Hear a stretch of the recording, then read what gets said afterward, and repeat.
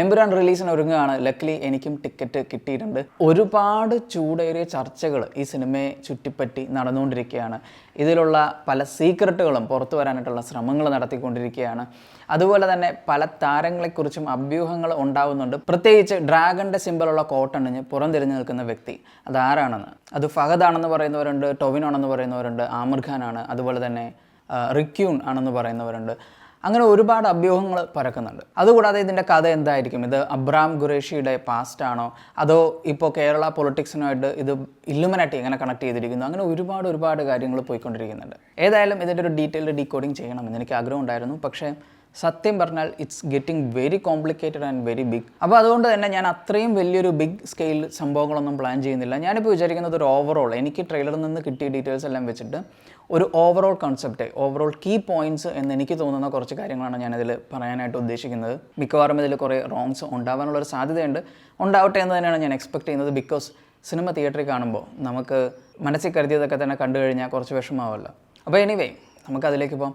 പിന്നെ നേരത്തെ പറഞ്ഞതുപോലെ പുറംതിരിഞ്ഞ് നിൽക്കുന്ന വ്യക്തി, എനിക്കും ഈ പറഞ്ഞതുപോലെ തന്നെ കൺഫ്യൂഷൻസ് വരുന്നുണ്ട്. അതിൽ ആമിർ ഖാൻ വരാം, ആര് വേണമെങ്കിലും വരാം. പക്ഷേ ഒരു ഡ്രാഗണിൻ്റെ സിംബലുള്ള കോട്ടണിഞ്ഞ ഒരു വ്യക്തി എന്ന് പറയുമ്പോൾ മിക്കവാറും ഒരു ചൈനീസ് വാർലോഡ് ആവാനുള്ളൊരു സാധ്യത കണക്ക് കൂട്ടുന്നത് കൊണ്ട് തന്നെ അതൊരു പക്ഷേ റിക്യൂൺ ആവാം. അതല്ലെങ്കിൽ വേറൊരു ആക്ടറുണ്ട്, പുള്ളി ജോൺ വിക്ക് സിനിമയിൽ ഉണ്ടായിരുന്ന, ജോൺ വിക്ക് 4 തോന്നുന്നു, പാരബള്ളം. അതിൽ ജോൺ വിക്കോട്ട് മെയിൻലി ഫൈറ്റ് ചെയ്യുന്നൊരു ചൈനക്കാരനെ കാണിക്കുന്നുണ്ട്. I can remember his name. പുള്ളിയാവാം. ഞാനെന്തായാലും ഫോട്ടോ കാണിക്കാം. അപ്പോൾ ആ പുള്ളിയാവാനുള്ളൊരു സാധ്യത കാണുന്നുണ്ട്.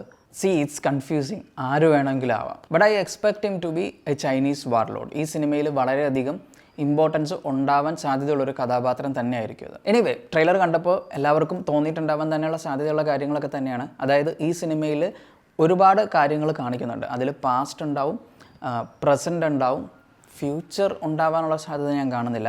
അത് മിക്കവാറും എൻ ക്രെഡിറ്റിലായിരിക്കും ഉണ്ടാവാൻ സാധ്യതയുള്ളത്. എനിവേ പാസ്റ്റും പ്രസൻറ്റും ഉണ്ടാവും. അപ്പോൾ ഇതിനിടയിൽ നടക്കുന്ന കുറേ കാര്യങ്ങളായിരിക്കും സിനിമയിൽ ഉണ്ടാകുന്നത്. ഒരു ഓവറോൾ പോയിന്റിൽ പറയുകയാണെങ്കിൽ സിനിമയിൽ 3 കീ പോയിൻറ്റ്സ് ഉണ്ടാവും, അല്ലെങ്കിൽ പില്ലേഴ്സ് ഉണ്ട് എന്ന് നമുക്ക് മനസ്സിലാക്കാൻ പറ്റും. ഒന്നാമത്തേത് കേരളത്തിലെ പൊളിറ്റിക്സ്, അവിടെ നടക്കുന്ന സംഭവ വികാസങ്ങൾ ഫ്രം പാസ്റ്റ് ടു പ്രസൻറ്റ്. രണ്ടാമത്തെ പില്ലർ എന്ന് പറയുന്നത് ഖുറേഷി എബ്രാം അഥവാ നമ്മുടെ സ്റ്റീഫൻ നെടുമ്പള്ളി. രണ്ടും ഒരാൾ തന്നെയാണെന്നാണ് നമ്മുടെ ഇതുവരെയുള്ള അറിവ്. ഖുറേഷി എബ്രാമിൻ്റെ കഥ ഈ സിനിമയിൽ തീർച്ചയായിട്ടും ഉണ്ടാവും. പക്ഷെ ഒരുപാട് വലിച്ചു നീട്ടലുകളൊന്നും ഉണ്ടാവുമെന്ന് ഞാൻ പ്രതീക്ഷിക്കുന്നില്ല. അദ്ദേഹത്തിൻ്റെ പ്രസക്തി എന്താണ്, ആരാണ് ഖുറേഷി എബ്രാം, അയാൾക്ക് ഇല്ലുമിനാറ്റിയുമായിട്ടൊക്കെ എന്താണ് ബന്ധം, അങ്ങനെയുള്ള ഒരുപാട് കാര്യങ്ങൾ ഈ സിനിമയിൽ ചർച്ച ചെയ്യാനുള്ളൊരു സാധ്യതയുണ്ട്. അതും ഫ്രം പാസ്റ്റ് ടു പ്രസൻറ്റ് ഉണ്ടാവും. മൂന്നാമത്തെ കീ പോയിൻ്റ് അല്ലെങ്കിൽ പില്ലർ എന്ന് പറയുന്നത് സായിദ് മസൂദാണ്. ഞാൻ ഈ നേരത്തെ പറഞ്ഞ 2 മെയിൻ പോയിൻറ്റ്സുമായിട്ട് കണക്ട് ചെയ്യുന്ന ഒരു കഥാപാത്രം സായിദ് മസൂദാണ്. ട്രെയിലറിൽ അഖണ്ഡ ശക്തി മോർച്ച എന്ന് പറയുന്നൊരു രാഷ്ട്രീയ പാർട്ടി കേരളത്തിൽ വളരെയധികം ശക്തി പ്രാപിക്കുന്നു. നമ്മുടെ IUF-ൻ്റെ ആ ഒരു സമ്മേളനത്തിൽ പോലും വളരെ ശക്തമായി കയറി ചെല്ലാൻ പറ്റുന്ന നിലയിലേക്ക് അവർ വളർന്നു എന്നുള്ളത് നമ്മൾ കാണുന്നുണ്ട്. ഈ പാർട്ടിയുമായിട്ടും അതുപോലെ തന്നെ ഖുറേഷി എബ്രാമായിട്ടും കണക്ട് ചെയ്തിരിക്കുന്ന ഒരാളാണ് സായിദ് മസൂദ്. അതുകൊണ്ട് തന്നെ സായിദ് മസൂദിൻ്റെ ഒരു കഥയും ഈ സിനിമയിലുണ്ടാവും. പ്രധാനമായിട്ടും ഉണ്ടാവാൻ പോകുന്ന ഒരു ബാക്ക് സ്റ്റോറി എന്ന് പറയുന്നത് സായിദ് മസൂദിൻ്റെ ആയിരിക്കും. അപ്പോൾ ഈ പറഞ്ഞ 3 സംഭവങ്ങളിലൂടെയുള്ള ഡെവലപ്മെൻ്റ് ആയിരിക്കും നമ്മൾ എമ്പുരാനിൽ മെയിനായിട്ട് കാണാൻ പോകുന്നത് എന്നാണ് എനിക്ക് ട്രെയിലർ കണ്ടപ്പോൾ മനസ്സിലായ ഒരു കാര്യം. അതിൽ നമ്മൾ മെയിനായിട്ട് കാണാൻ പോകുന്നത് സായിദ് മസൂദിൻ്റെ പാസ്റ്റ് ആയിരിക്കും. സായിദ് മസൂദിൻ്റെ ചെറുപ്പകാലം, അദ്ദേഹം എങ്ങനെയാണ് ഇപ്പോൾ ഈ ഒരു ലെവലിലേക്ക് വളർന്നെത്തി എന്നുള്ളത്. ട്രെയിലറിൽ നിന്ന് മനസ്സിലാക്കുന്ന ഒരു കാര്യം എന്ന് പറയുന്നത് സായിദ് മസൂദിൻ്റെ ഫാമിലിയും മറ്റും മത തീവ്രവാദത്തിൻ്റെ ഇരകളാവുന്ന ആൾക്കാരാണ്. പ്രധാനമായിട്ടും മതപരമായ ആശയങ്ങൾ മുന്നോട്ട് വെച്ചുകൊണ്ടിരിക്കുന്ന ഒരു രാഷ്ട്രീയ പാർട്ടി, അവരഴിച്ചുവിടുന്ന ഒരു വർഗീയ കലാപം, അതിന് ഇരയാവുന്ന ഒരാളായിരിക്കണം സായിദ് മസൂദ്. വളരെ ചെറുപ്പത്തിൽ തന്നെ ഇത്തരത്തിലുള്ള പ്രശ്നങ്ങളൊക്കെ ഫേസ് ചെയ്ത് കഴിയുമ്പോൾ അദ്ദേഹത്തിനുണ്ടാവുന്ന ഒരുപാട് ചേഞ്ചസ് ഉണ്ട്. അത് കഴിഞ്ഞ് സായിദ് മസൂദ് തൻ്റെ ലൈഫിൽ മുന്നോട്ടേക്ക് പോകുമ്പോൾ അയാൾ തീർച്ചയായിട്ടും ചെന്നെത്താൻ പോകുന്നത് ഒരു തീവ്രവാദത്തിൻ്റെ പാതയിൽ തന്നെ ആയിരിക്കും. പക്ഷെ ആ ഒരു ഘട്ടത്തിൽ അയാളെ രക്ഷിക്കുന്നത് ഖുറേഷി എബ്രാം ആയിരിക്കും. പിന്നീട് ഖുറേഷി എബ്രാമിൻ്റെ സംരക്ഷണത്തിൽ അല്ലെങ്കിൽ അയാളിൽ നിന്ന് പ്രചോദനം ഉൾക്കൊണ്ടുകൊണ്ട് വലിയൊരു ചേഞ്ച് സായിദ് മസൂദിൻ്റെ ലൈഫിൽ ഉണ്ടാവുന്നുണ്ട്. അപ്പോൾ ആ ഒരു കണക്ഷൻ ആയിരിക്കണം സായിദ് മസൂദും അതുപോലെ തന്നെ ഖുറേഷി എബ്രാമും തമ്മിലുള്ളത്. അത് നമ്മൾ ലൂസിഫറിലും കാണുന്നുണ്ട്. നമ്മുടെ സ്റ്റീഫൻ നെടുമ്പള്ളിക്ക് ക്ലൈമാക്സിൽ ഒരാവശ്യം വന്നപ്പോൾ അവിടെ ടക്കെന്ന് പറഞ്ഞെത്തിയത് നമ്മുടെ സായിദ് മസൂദാണ്. ഇനി സായിദ് മസൂദിൻ്റെ ഫാമിലി എനിക്ക് തോന്നിയ ട്രെയിലറിൽ കാണിക്കുന്നുണ്ട്. അതിലൊരു സായിദ് മസൂദിന് ഒരു സിസ്റ്ററിനെ കാണിക്കുന്നുണ്ട്. So who is she? Qureshi എബ്രാമിനെ പിന്തുടരുന്ന നമ്മുടെ വിദേശ പട്ടാളക്കാരിയാണോ ഇനി അത്? ആവാനുള്ള സാധ്യത ഞാൻ കാണുന്നില്ല.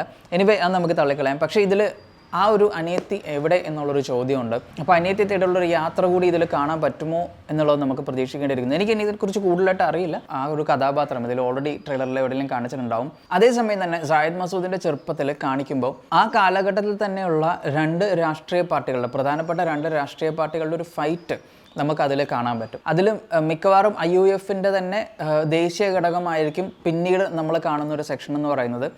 പക്ഷേ ഫ്യൂച്ചറിലേക്ക് വരുമ്പോൾ സായിദ് മസൂദിൻ്റെ ഫാമിലിയെ അല്ലെങ്കിൽ അവിടെ ഉണ്ടായിരുന്ന ഒരു സിസ്റ്റത്തെ തകർത്തെറിഞ്ഞ ഒരു രാഷ്ട്രീയ പാർട്ടി ഇന്ന് വളരെയധികം ശക്തി പ്രാപിച്ചിട്ട് അവർ കേരളത്തിലേക്കും അവരുടെ വേരുകൾ വ്യാപിപ്പിക്കുന്നു എന്നുള്ളതായിരിക്കും ട്രെയിലറിൽ നമ്മൾ കണ്ടതിൻ്റെ അർത്ഥം. അങ്ങനെ വന്നു കഴിയുമ്പോൾ അത് തീർച്ചയായിട്ടും IUFനെ വളരെയധികം ശക്തമായി ബാധിക്കും.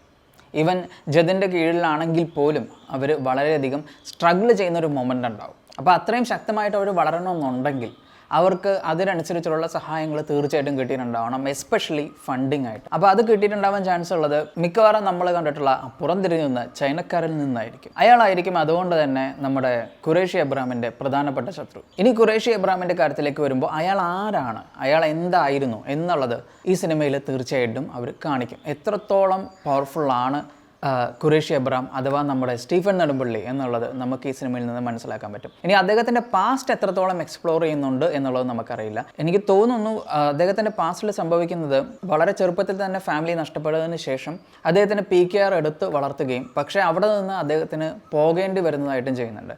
എനിക്കൊന്ന് ബിബ്ലിക്കൽ ലെവലിൽ പറയുകയാണെങ്കിൽ നമ്മുടെ ജീസസ് ക്രൈസ്റ്റിൻ്റെ ഒരു ടൈം പീരീഡിൽ അറിയില്ലല്ലോ നമുക്ക് എന്താണ് സംഭവിക്കുന്നത് പാസ്റ്റ്. അപ്പോൾ അതുപോലെ തന്നെ ഒരു ടൈം പീരീഡ് ആയിരിക്കും ഖുറേഷി എബ്രാമിൻ്റെ കാര്യത്തിലും. അദ്ദേഹം അവിടം വിട്ട് പോയി കഴിയുമ്പോൾ എന്താണ് അദ്ദേഹത്തിൻ്റെ ലൈഫിൽ നടക്കുന്നത് എന്ന് നമുക്ക് അറിയില്ല. ആ ടൈം പീരീഡിൽ അദ്ദേഹം ഒരു വേൾഡ് കിങ് മേക്കർ ആയി മാറുന്നു എന്ന് തന്നെ നമുക്ക് മനസ്സിലാക്കാം. അതായത് രാജാക്കന്മാർക്കും മേലെ അതിശക്തനായിട്ടുള്ള ഒരു ആളായി മാറുന്നുണ്ട്. ഇപ്പോൾ ലൂസിഫർ സിനിമ എടുത്തു കഴിഞ്ഞാൽ അതിൻ്റെ ഏറ്റവും തുടക്കത്തിൽ സിനിമ തുടങ്ങി വരുന്ന സമയത്ത് ഇന്റർപോളിൻ്റെ ഒരു ഓഫീസർ ഇരുന്നിട്ട് കുറേ ന്യൂസ് കട്ടിങ്സ് ഒക്കെ നോക്കുന്നതായിട്ട് നമ്മൾ കാണുന്നുണ്ട്. അത് ഖുറേഷി എബ്രാമിനെ കുറിച്ചാണ് നോക്കുന്നത് മുഴുവൻ. അതിൽ പല മെൻഷനിങ്സ് വരുന്നുണ്ട്. അതിൽ റോത്ത്ചൈൽഡിനെ കുറിച്ച് മെൻഷനിങ് വരുന്നുണ്ട്, ഇല്ലുമിനാറ്റിയെ കുറിച്ച് മെൻഷനിങ് വരുന്നുണ്ട്. അതിൽ പറയുന്നതനുസരിച്ചിട്ട് ഇല്ലുമിനാറ്റിയെ കമാൻഡ് ചെയ്യുന്ന ആൾ ഖുറേഷി എബ്രാമാണ്. ഇല്ലുമിനാറ്റി എന്ന് പറയുമ്പോൾ നമ്മുടെ പഴയ ആ ഒരു ഇല്ലുമിനാറ്റി അല്ല പറയുന്നത്. ഇല്ലുമിനാറ്റി നിന്ന് പോയി എന്ന് വിശ്വസിക്കപ്പെടുന്ന ഒരു കാലഘട്ടമുണ്ട്, ഒരു 1960s. അതിനുശേഷം വന്നിട്ടുള്ള നിയോ ഇല്ലുമിനാറ്റി, അതായത് ഒരു ന്യൂ വേൾഡ് ഇല്ലുമിനാറ്റി, അതിനെ നയിക്കുന്ന ആളായിട്ടാണ് ഖുറേഷി എബ്രാമിനെ കാണിച്ചിട്ടുള്ളത്. അതായത് ഒരു ന്യൂ വേൾഡ് ഓർഡർ എന്ന് പറയുന്ന ഒരു system. It's getting too much complicated I know. പക്ഷേ ഇത്രയേ ഉള്ളൂ, നമ്മുടെ ഇപ്പോഴത്തെ ഒരു വേൾഡിനെ കൺട്രോൾ ചെയ്യുന്നതിനായിട്ട് അതിശക്തന്മാരായിട്ടുള്ള പവർഫുള്ളായിട്ടുള്ള ആൾക്കാരുണ്ട്. അപ്പോൾ അവരാണ് മിക്ക പൊളിറ്റീഷ്യൻസിനെയും ഫൈനാൻഷ്യൽ സെക്ടറിനെയും അതുപോലെ തന്നെ എല്ലാത്തിനെയും നിയന്ത്രിക്കുന്നത്. അവരുടെ തീരുമാനങ്ങളാണ് ഈ ലോകത്തിൽ നടപ്പാക്കപ്പെടുന്നത്. ഈവൻ രാജ്യങ്ങൾ തമ്മിലുള്ള യുദ്ധങ്ങൾ വരെ വേണോ വേണ്ടോ എന്ന് തീരുമാനിക്കുന്നത് അവരായിരിക്കും. അവരുടെ മെയിൻ ഒരു മണി മേക്കിംഗ് സോഴ്സ് എന്ന് പറയുന്നത് തന്നെ ഇത്തരത്തിലുള്ള യുദ്ധങ്ങളിൽ നിന്നുള്ള വാർ മണി കളക്ഷൻ തന്നെയാണ്. പിന്നെയുള്ളത് ഗോൾഡ്, ഡയമണ്ട് സ്മഗ്ലിംഗ്, അങ്ങനെയുള്ള ഒരുപാട് കാര്യങ്ങൾ ഇവർ ചെയ്യുന്നുണ്ട്. അപ്പോൾ ഇതിൽ ഖുറേഷി എബ്രാമും അത് തന്നെയാണ് ചെയ്യുന്നത് എന്ന് നമുക്ക് മനസ്സിലാക്കാം. പക്ഷേ ഖുറേഷി എബ്രാമിന് കുറച്ചുകൂടി ഒരു മനുഷ്യത്വമുണ്ട്. അദ്ദേഹം പലപ്പോഴും നന്മയ്ക്ക് വേണ്ടിയിട്ടാണ് ഈ കാര്യങ്ങളെല്ലാം ഫണ്ട് വിനിയോഗിക്കുന്നത് എന്നുള്ളത് നമുക്ക് മനസ്സിലാക്കാൻ പറ്റും. ഇപ്പോൾ ഞാൻ പറഞ്ഞ ആ ഒരു ഓഫീസർ നോക്കി ന്യൂസ് കട്ടിങ്ങിൽ തന്നെയാണെങ്കിലും നിങ്ങൾ നോക്കിക്കഴിഞ്ഞാൽ കാണാൻ പറ്റും, അതിൽ യുദ്ധം കഴിഞ്ഞതിന് ശേഷമുള്ള ഇറാൻ, ഇറാഖ് രാജ്യങ്ങൾക്ക് ആവശ്യമായിട്ടുള്ള സഹായങ്ങൾ, അവരുടെ നശിച്ചു പോയതെല്ലാം വീണ്ടെടുക്കുന്നതിന് വേണ്ടി, നവീകരണത്തിന് വേണ്ടിയിട്ടും മറ്റും ഖുറേഷി എബ്രാം അവരെ സഹായിക്കുന്നതായിട്ട് നമുക്ക് കാണാൻ പറ്റും. അതായത് തേർഡ് വേൾഡ് കൺട്രീസിലേക്ക്, ഡെവലപ്പിംഗ് ആയിട്ടുള്ള കൺട്രീസിലേക്കുള്ള ആവശ്യമായിട്ടുള്ള ഫണ്ടിങ് എല്ലാം നൽകിക്കൊണ്ടിരിക്കുന്നത് ഖുറേഷി എബ്രാമാണ്. അപ്പോൾ അതുകൊണ്ട് തന്നെ നമ്മുടെ ആഫ്രിക്കൻ വാർഡ്ലോഡ്സുമായിട്ടും എല്ലാവരുമായിട്ടും പുള്ളിക്ക് ഒരു കണക്ഷൻ ഉണ്ട്. ഒരു ആഫ്രോ ഏഷ്യൻ രാജ്യങ്ങൾ എല്ലാം തന്നെ മെയിൻലി സപ്പോർട്ട് ചെയ്യുന്നത് ഖുറേഷി എബ്രാമാണ്. കൂടാതെ ലാറ്റിൻ അമേരിക്കൻ രാജ്യങ്ങളിലേക്ക് ഒരു വ്യാപിപ്പിക്കാനുള്ള ശ്രമവും നടക്കുന്നുണ്ട്. അപ്പോൾ അതുകൊണ്ട് തന്നെയാണ് ലൂസിഫറിന് ശേഷവും സ്റ്റീഫൻ നെടുമ്പള്ളി പോകുന്നതായിട്ട് നമ്മൾ കാണുന്നത്. അദ്ദേഹം പോകുന്നത് തന്നെ ഇത്തരത്തിൽ അയാൾ നടത്തിക്കൊണ്ടിരുന്ന കുറേ ഓപ്പറേഷൻസ് ഉണ്ടല്ലോ, അപ്പോൾ അത് കണ്ടിന്യൂ ചെയ്യുന്നതിന് വേണ്ടിയിട്ടാണ്. പക്ഷേ എന്തൊക്കെ പറഞ്ഞാലും പുള്ളിയുടെ ഡിയർ പ്ലേസ് എന്ന് പറയുന്നത് നമ്മുടെ ഗോഡ്സ് ഓൺ കൺട്രി തന്നെയാണ്. ഇനി ലാറ്റിൻ അമേരിക്കൻ രാജ്യങ്ങളിലേക്ക് ഉള്ള ഫണ്ടിങ് നൽകുക, അങ്ങോട്ടുള്ള പ്രവർത്തനങ്ങൾ വ്യാപിപ്പിക്കുക എന്നുള്ളൊരു പോക്കിനിടയിലായിരിക്കണം നമ്മുടെ ചൈനക്കാരൻ ഈ പറഞ്ഞതുപോലെ തന്നെ ഇന്ത്യയിലേക്കുള്ള ഫണ്ടിങ് നന്നായിട്ട് ഒഴുക്കാൻ തുടങ്ങുന്നതും, അതുപോലെ തന്നെ ഈ പറഞ്ഞിട്ടുള്ള ഒരു പാർട്ടി അതിശക്തമായിട്ട് മുന്നോട്ട് വരുന്നതും അവർ കേരളത്തിലേക്ക് വരുന്നതും. അവർ കേരളത്തിലേക്ക് എത്തിക്കഴിയുമ്പോൾ കാര്യങ്ങൾ തകിടം മറിയുവാണ്. കേരളത്തിലും ഇത്തരത്തിലുള്ള കമ്മ്യൂണൽ ഇഷ്യൂസ് ഒക്കെ സ്റ്റാർട്ട് ചെയ്യുന്നു. അങ്ങനെ ഒരുപാട് പ്രോബ്ലംസ് ഉണ്ടാവുന്നു. ഈ ഒരു ഘട്ടത്തിലായിരിക്കണം നമ്മുടെ സ്റ്റീഫൻ നെടുമ്പള്ളി തിരിച്ച് കേരളത്തിലേക്ക് വരുന്നത്. അതോടൊപ്പം തന്നെ PKRൻ്റെ പഴയ കാല രാഷ്ട്രീയ ചരിത്രവും ചിലപ്പോൾ ഇതിൽ കാണിക്കാൻ സാധ്യതയുണ്ട്. ഞാൻ പറഞ്ഞല്ലോ, നേരത്തെ പറഞ്ഞതുപോലെ തന്നെ സയ്യിദ് മസൂദിൻ്റെ കാലഘട്ടത്തിൽ, അദ്ദേഹത്തിൻ്റെ ഒരു കുട്ടിക്കാലം കാണിക്കുന്ന ഒരു കാലഘട്ടത്തിൽ നമ്മുടെ ഇന്ത്യൻ രാഷ്ട്രീയത്തിൽ നടന്നിട്ടുള്ള പല കാര്യങ്ങളും ഈ സിനിമയിൽ അവർ കാണിക്കാൻ സാധ്യതയുണ്ട്.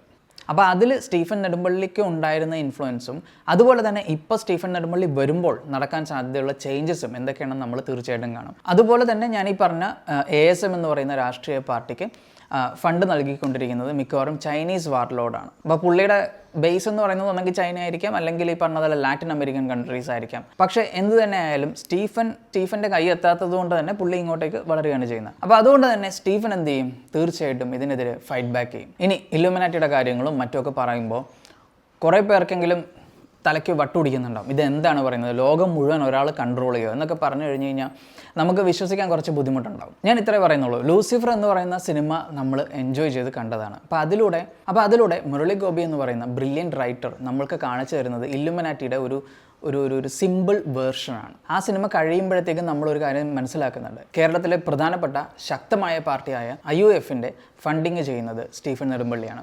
അതുപോലെ തന്നെ കേരളത്തിലെ ഏറ്റവും പവർഫുൾ ആയിട്ടുള്ള മീഡിയയും ഇപ്പോൾ കയ്യിലുള്ളത് സ്റ്റീഫൻ നെടുമ്പള്ളിക്ക് തന്നെയാണ്. സോ ബേസിക്കലി പറഞ്ഞു കഴിഞ്ഞാൽ നമ്മുടെ കേരളത്തിൽ പൊയ്ക്കൊണ്ടിരിക്കുന്ന ന്യൂസിനെ വരെ കൺട്രോൾ ചെയ്യാൻ ഈ പറഞ്ഞ സ്റ്റീഫൻ നെടുമ്പള്ളിക്ക് കഴിയും. ഇതിനെ കയ്യിലെടുക്കാനാണ് ബോബിയും ശ്രമിച്ചത്. ബോബി അങ്ങനെ ചെയ്തിരുന്നെങ്കിൽ ആ വില്ലനോട് പറഞ്ഞതുപോലെ തന്നെ കേരളത്തിൻ്റെ ഒരു കംപ്ലീറ്റ് കൺട്രോൾ പുള്ളിയുടെ കയ്യിലേക്ക് വരുമായിരുന്നു. അതായത് നിങ്ങളൊന്ന് ആലോചിച്ച് നോക്കണം, ഒരു സിംഗിൾ പേഴ്സൺ കേരളത്തിൻ്റെ എൻ്റയർ കൺട്രോൾ അയാളുടെ കയ്യിലേക്ക് ചെല്ലുക എന്നുള്ളത്. അപ്പോൾ അയാൾക്ക് എന്തും ചെയ്യാൻ പറ്റും. ഈ പറഞ്ഞതുപോലെ തന്നെ മയക്കുമരുന്നൊക്കെ വേണമെന്നുണ്ടെങ്കിൽ ഈസി ആയിട്ട് കേരളത്തിലേക്ക് ഫുൾ സ്പ്രെഡ് ചെയ്യിക്കാൻ അയാൾക്ക് പറ്റും. പക്ഷേ അതിനെ തടഞ്ഞത് സ്റ്റീഫൻ നെടുമ്പള്ളിയാണ്.